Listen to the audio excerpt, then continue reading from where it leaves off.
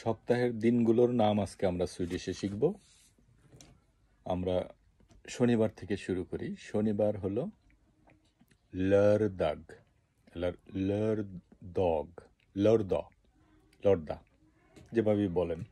আসলে এটা প্রত্যেকটার উচ্চারণ আসলে স্পেসিফিক করা আমাদের জন্য খুবই কষ্ট। তারপরে লördag হলো শনিবার, সন্দাগ, eller সন্ডগ, এখানে আসলে দাগ না দগ বলে, দগ মানে হলো ডে।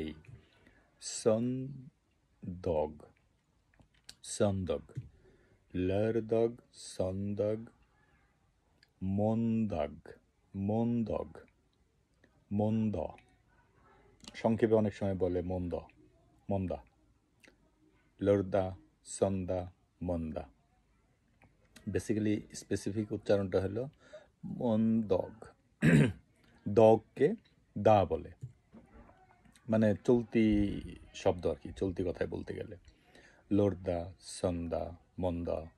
তো আসলে লিখতে গেলে এটা হলো মন্দগ, সন্দগ, লর্দগ। সো লর্দা, সন্দা, মন্দা। তিসদগ, তিসদা, তিসদগ, তিসদগ হলো টিউসডে, মঙ্গলবার। উনসদগ, উনসদা হলো ওয়েন্সডে, যেটা বুধবার, উনসদগ। থুসদগ, থুসদগ অথবা থুসদা, এটা হলো থার্সডে, বৃহস্পতিবার। ফ্রেদা, ফ্রাইডে, শুক্রবার। তো আমি আবার বলবো, লর্দা, সন্দা, মন্দা, তিসদা, উনসদা, থুসদা, ফ্রেদা।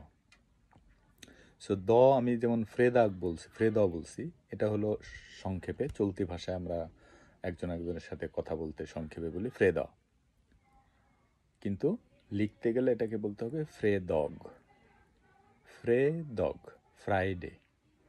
লর্দগ, সন্দগ, মন্দগ, তিসদগ, উনসদগ, থুসদগ, ফ্রেদগ।